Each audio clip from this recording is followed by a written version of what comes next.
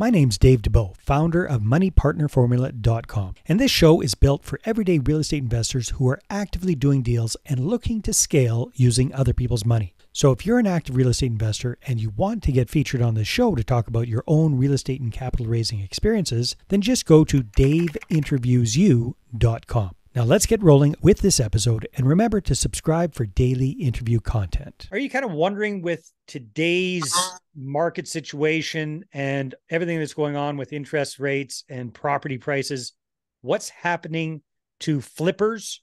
Well, today's guests are Don and Rick Lewis, the Lewis brothers, and these guys are some heavy-duty flippers based in beautiful Ontario, Canada. We're going to have a great conversation talking about the pros and the cons of the flipping business and what they're up to in today's environment. So, gentlemen, welcome to the call. Thank you for having us. My pleasure. All right. First things first, you guys, you grew up together. You're working together. Looks like you both, well, I don't know, you're wearing caps right now. You might, but I think you both got, from your pictures, you both got full heads of hair. How do you make that all work? You know, being so family and working together. I'm always curious about that. So, I mean, very quickly, Don and I, growing up till probably we were about 19. I was probably 19 or 20. We didn't really do much together at all. We were not close. Is there a big age gap, or you just weren't close? 3 years. Don was more school, studious, kind of good kid. We'll leave. Are you calling your brother? Are you calling your brother a nerd? Is that what I'm hearing? Is that the pretty? Yeah. I was a bit of a nerd. But yeah, we got into it by getting into construction. Don's a very, very talented carpenter. I consider myself a talented carpenter as well. And we just started doing high-end renovations in very nice, prosperous neighborhoods in Ontario. And we just really enjoyed that. Awesome. Yeah. So how did that turn into doing your own flips? Because big leap going from getting a paycheck for doing it for other people to coming up with the cash to do your own flips. So how did that happen, you guys? Do you want to take it? Or, I mean, really came, it's kind of two things. Came a bit of frustration just with clients and demands on their side. And then creativity was a big one. Don and I went to school for architectural technology, and we've always been very creative when it comes to building and designing stuff. So just having the freedom to be able to design things and have that total control over a project is probably one of my favorite things about what we do. Mm-hmm. Nice.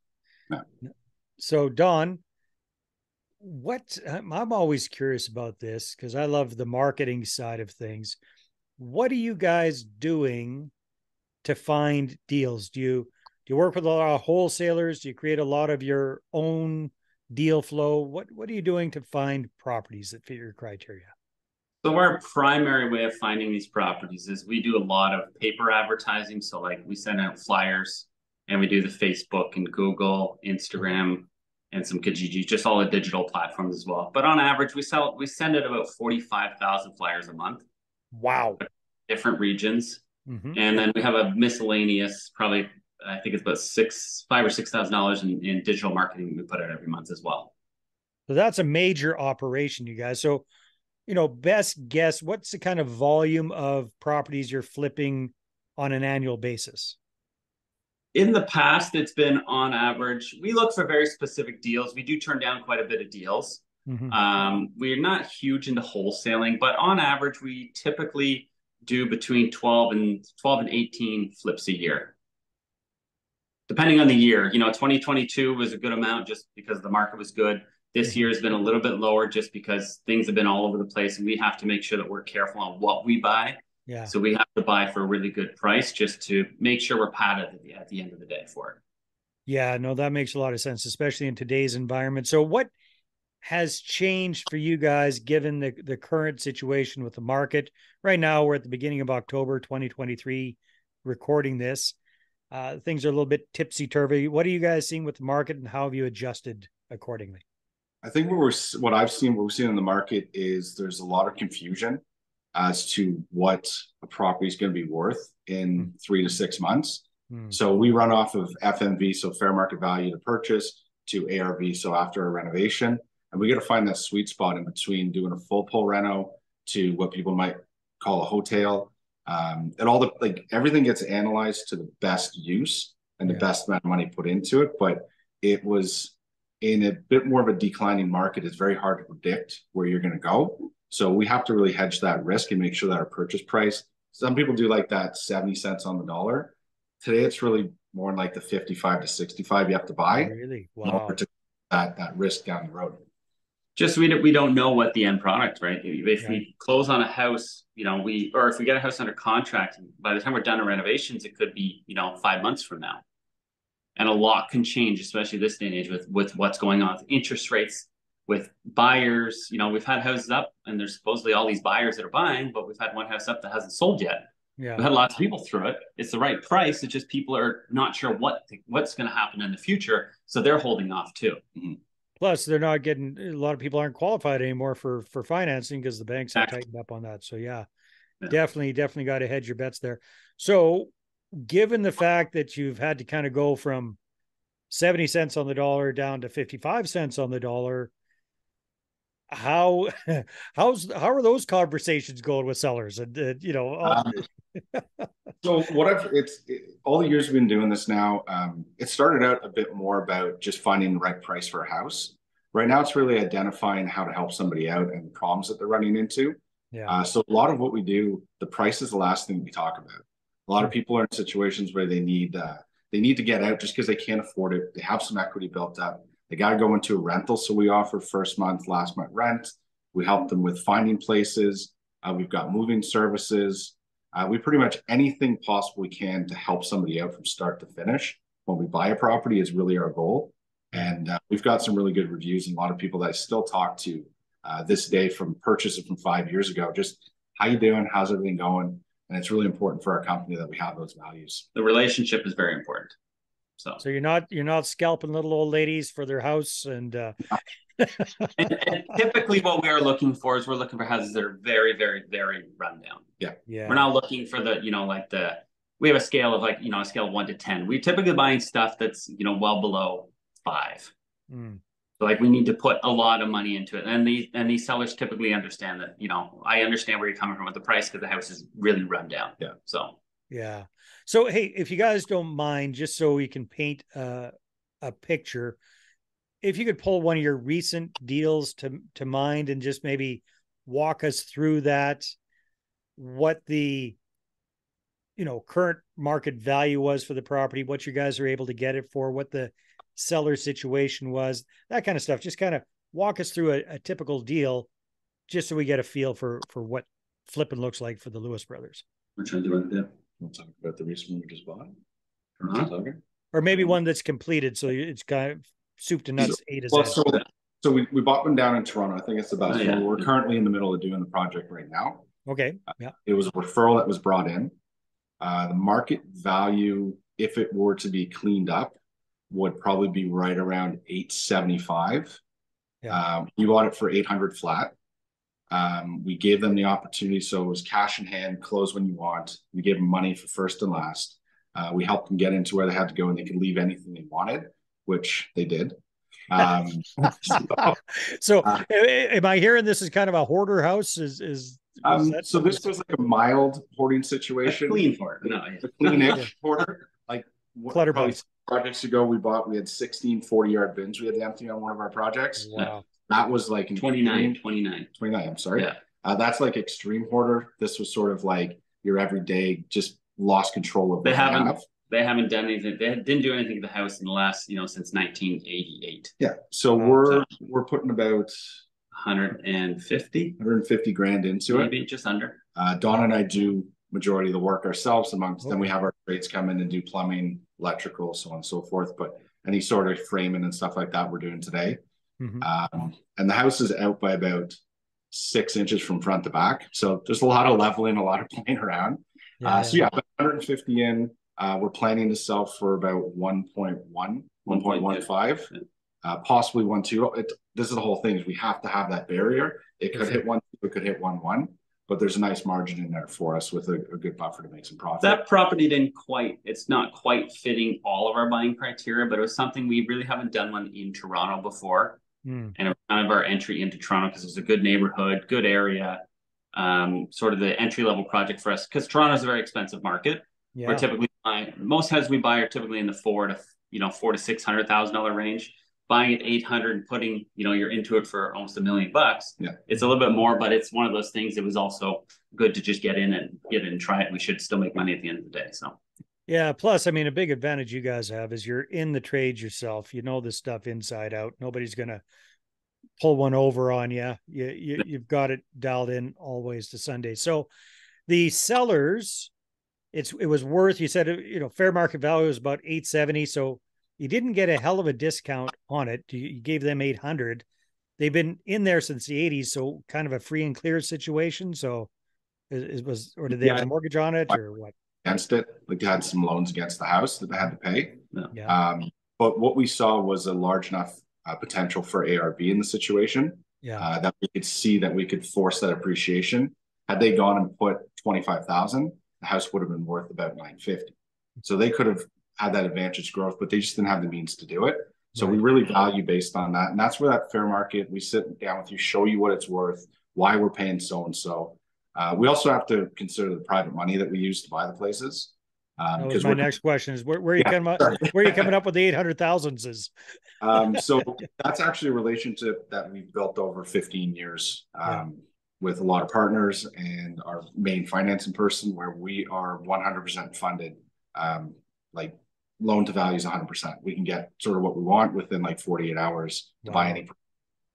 Yeah, sometimes we'll even be able to fund the project and get all the rental money as well. So there's no money out of pocket.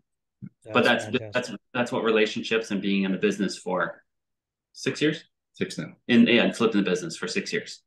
We'd also do a good combination of, we love partnerships with either passive investors or active investors. We also play passive investor with other active investors. So it's a whole sort of meld of everything all together.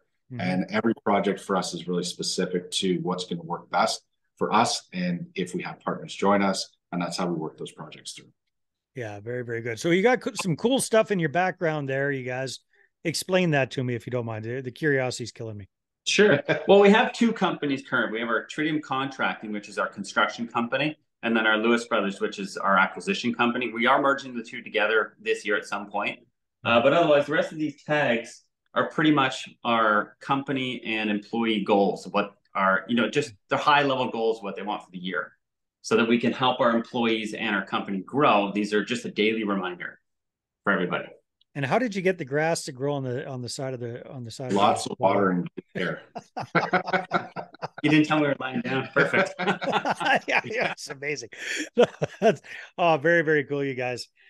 Now, I had another question I wanted to ask you, which is around what your team looks like right now, because when we jumped on, you're saying your assistant's helping you set up all the tech and all that kind of stuff.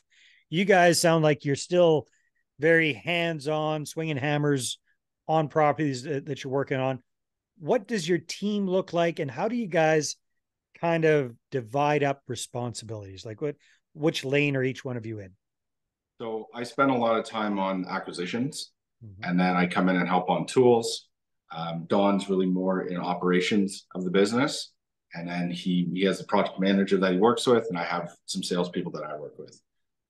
Very cool. So what does your acquisition team look like? It sounds like you got a machine going there. So yeah, we have a front person who answers the phone for us and kind of takes intake.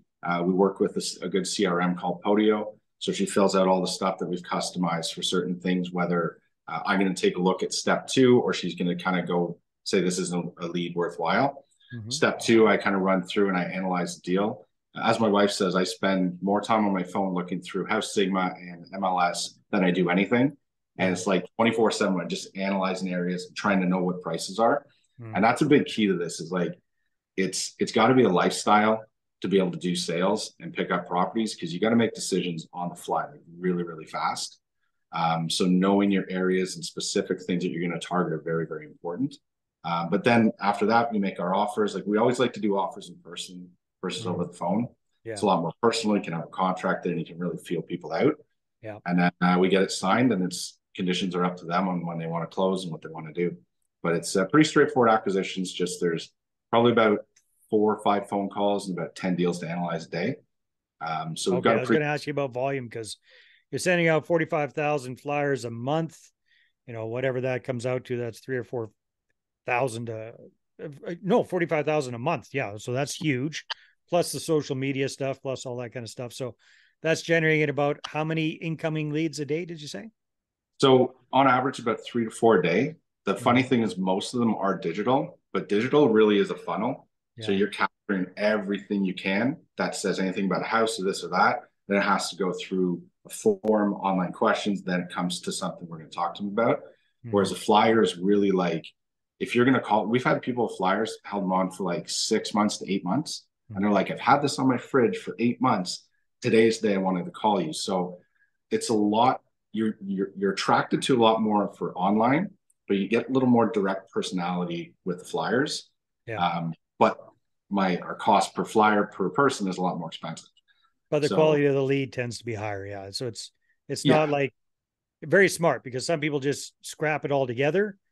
But at the end of the day, if it's profitable, keep doing it for sure. So what kind of market area are you guys reaching out to? So you got the 45,000 flyers a month going out.